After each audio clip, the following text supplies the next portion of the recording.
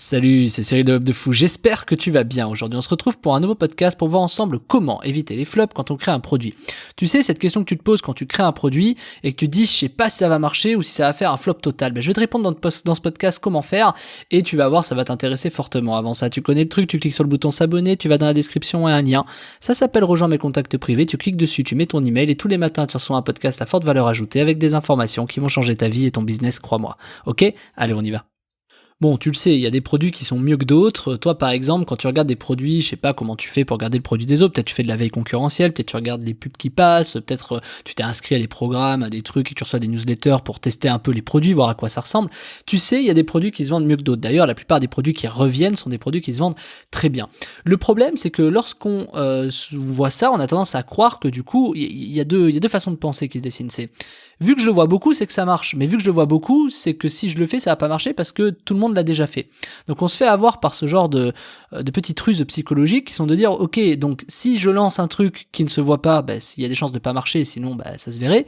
Et si je le vois bien que ça marche, du coup si je le fais, c'est débile parce que les gens ont déjà communiqué là-dessus. Donc du coup, t'es toujours un peu piégé. Donc on essaie de trouver une sorte de rationalisation en te disant oui, là peut-être ça va marcher, peut-être ça va pas marcher. Donc le problème c'est que tu arrives comme ça et tu te dis un peu à tort avec des a priori, tu te dis tiens, celui-là il va marcher et celui-là non. Tu vois, c'est un peu comme l'email. Je sais pas si tu fais de l'affiliation. C'est pas que l'email d'ailleurs, c'est l'affiliation globalement. Pourquoi ? Parce que l'affiliation ne fait que relayer le produit des autres, donc c'est un peu la même chose. Mais dans l'affiliation, tu te dis, je sais pas, t'as 3 programmes, tu peux faire de l'argent sur 3 programmes d'assurance. Comment tu les choisis ? Comment tu peux être sûr que lui va mieux marcher que lui ? Et finalement, la vraie réponse, c'est faut tester les 3 et voir celui qui fonctionne le mieux. Mais t'as peut-être pas l'argent pour tester les 3 au début, tu sais peut-être pas comment faire, c'est quand même assez compliqué. Donc comment on peut savoir si ça marche ? C'est une vraie question. Je te propose de faire l'exercice inversé. Plutôt de te regarder si ça marche, tu sais, la plupart des gens se disent ouais, je vais regarder là si ça marche, peut-être qu'il y a un bon formulaire, peut-être que c'est un bon produit, peut-être qu'il y a un peu de la scarcity, tu sais, la scarcity c'est quand tu mets des timers, des attentions, des machins, tu vois, moi c'est un peu mon mail du dimanche soir si tu le reçois, d'ailleurs je t'invite encore une fois à t'inscrire si c'est pas le cas, du dimanche soir où je dis attention, le prix il double à 23h59 et il double du coup, donc c'est un peu ça le scarcity, c'est attention l'urgence, tu vois, d'aller un peu faire peur pour vraiment augmenter l'urgence. Et donc du coup, si on inversait la question, plutôt que de se poser la question est-ce que ce produit marche ? Et si on se demandait quel produit ne marche pas ? C'est-à-dire qu'on a tendance à se dire tiens, celui-là il marche parce que, celui-là il marcherait parce que, mais on se pose pas la question. Et si on se disait plutôt tiens, ce produit marche pas, et pourquoi il ne marcherait pas ? Parce que finalement le fait de te poser la question pourquoi il marcherait pas va répondre aux questions de pourquoi ça marche. C'est un petit jeu psychologique qui est très intéressant parce que c'est un peu disruptif, mais ça permet pour toi de dire ok, si j'arrive à répondre à tous ceux pourquoi ça marche pas, finalement je vais pouvoir corriger et je vais pouvoir faire en sorte que le produit marche, tu vois. Parce que normalement tu le sais, si tu fais du business depuis longtemps ou même si c'est récent, tu l'as déjà entendu quelque part ou pas, mais avoir une idée c'est bien, mais ce qui compte c'est le process. Tu peux avoir la meilleure idée du monde, tu vois, pour autant il faut quand même que tu aies tout le process qui va derrière. Donc ce process déjà c'est de dire, peut-être que ton problème c'est d'analyser ton problème. Peut-être t'as pas lancé ton produit, donc déjà tu peux même pas le savoir. Du coup, peut-être que quelqu'un d'autre l'a déjà fait. Est-ce que ça a marché ? Est-ce que c'est quelque chose que tu vois souvent ou pas ? Ça, c'est des indicateurs, comme on a dit, qui sont des a priori. Mais finalement, le seul vrai concept que tu peux avoir, c'est d'écouter le marché. C'est-à-dire, est-ce que le marché a envie de, de savoir si demain je fais du business en ligne, est-ce que le marché a envie de savoir comment je mets de l'eau en bouteille ? Non. Par contre, dans le business en ligne, est-ce que les gens ont envie de savoir s'ils veulent remplir leur mailing list ? La réponse est oui, tu vois. D'ailleurs, je suis un des seuls formateurs, je crois, qui n'a pas la formation comment remplir sa mailing list de zéro, tu vois, alors que c'est le truc qui forcément marche de A à Z, tu vois, c'est la formation à avoir absolument, le must-have quand t'es infopreneur.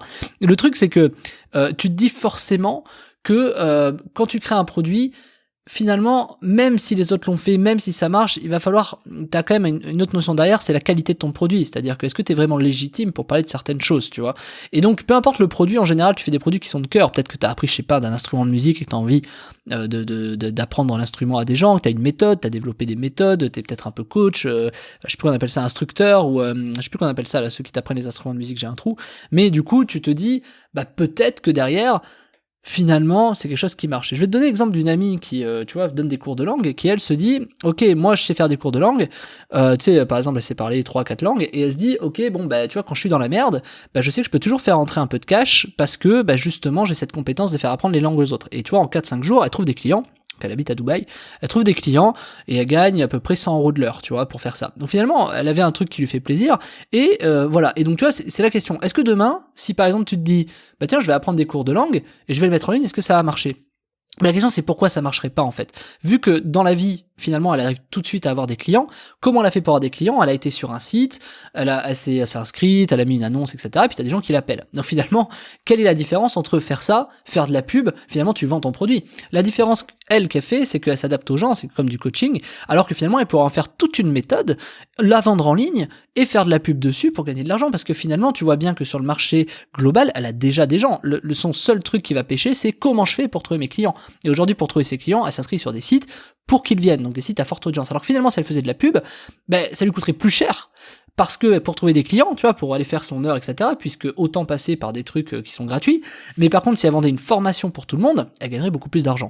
Donc la question, c'est de dire, je sais pas si tu vois ce que je veux dire, hein, c'est que ça dépend vraiment de la méthode. Aujourd'hui, quelque part, elle gagne de l'argent à être sur des sites pour mettre des annonces et du coup les gens l'appellent, donc elle gagne de l'argent factuellement, elle a des clients, elle va faire ses heures où elle va gagner 100 balles, mais quelque part elle en perd, parce que si elle avait fait une méthode globale pendant des heures pour réussir à créer l'apprentissage d'une langue, et qu'elle l'avait communiqué, elle gagnerait beaucoup plus d'argent. Donc du coup, quelque part, elle en perd.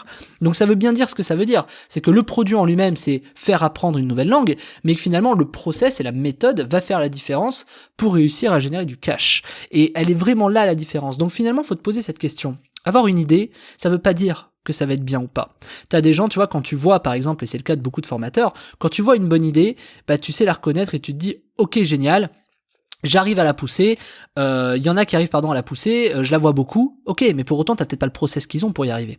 Et c'est là où souvent des gens se font avoir, c'est que du coup ils vont faire la même chose, mais en fait ils ont pas le process. Alors tu vas apprendre la méthode, tu vas apprendre le processus, et c'est ce qu'il faut faire, mais t'as beaucoup de formateurs qui donnent pas de méthode et qui donnent pas de processus. Et c'est pour ça que moi j'ai décidé cette semaine de te faire une formation, une méthode qui s'appelle Comment vendre un produit en masse à coup sûr, et je t'ai développé toute une méthode, ça dure plus de 2 heures, hein. Je t'ai développé toute une méthode qui est infaillible pour être certain d'avoir un produit qui va se vendre en masse à coup sûr. Cette méthode, elle est infaillible. Je l'ai développée, tu vas voir, je t'explique toute mon histoire dedans, je t'explique pourquoi je suis arrivé là-dedans, pourquoi finalement j'ai eu cette idée, pourquoi je t'ai tout développé, tout détaillé pour que tu comprennes vraiment la psychologie qu'il y a eu autour et pourquoi c'est une bombe.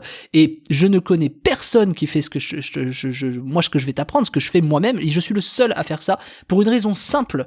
C'est d'une puissance tellement énorme que si je t'explique de quoi il entend maintenant, tu me croirais même pas. Et d'ailleurs, tu te diras, c'est pas possible et tout. Alors que tu vas voir que dans la méthode, dans l'information, ce que je te montre, c'est énorme. Donc si jamais tu te poses la question, comment vendre un produit en masse, ou comment vendre un produit à coup sûr, ou mieux, comment vendre un produit en masse à coup sûr, t'es au bon endroit, tu cliques sur le lien dans la description, ça s'appelle Comment vendre un produit en masse à coup sûr, et c'est la meilleure méthode que moi j'ai développée, que j'utilise pour avoir des produits qui marchent. Et je vais te dire un truc, j'ai pas une formation de web de fou qui s'est pas vendue, j'ai pas une formation de web de fou qui ne s'est pas vendue, parce que j'utilise cette méthode. Il y en a, j'en connais, et t'en fais probablement partie ou pas, tu lances des formations ou tu lances des produits sur internet et finalement ça fait des flops, personne n'achète, tu sais pas, on t'explique que c'est la page de vente, non, il y a plein de choses que t'as oubliées, c'est pas qu'une page de vente. Évidemment, une page de vente, ça permet d'optimiser les ventes, ça permet de vendre mieux, bien entendu, mais le sujet, il est pas là. Le sujet, c'est comment être certain que t'as un produit qui se vend bien et en masse. Parce qu'une fois que tu vends en masse, optimiser, là c'est un peu plus de la rigolade, tu vois, parce qu'une fois que t'as un produit et que ça fait de l'argent, c'est plus facile de déléguer ça, faire des bonnes pages de vente, et tu vas gagner encore plus d'argent. Mais le plus dur, c'est au début.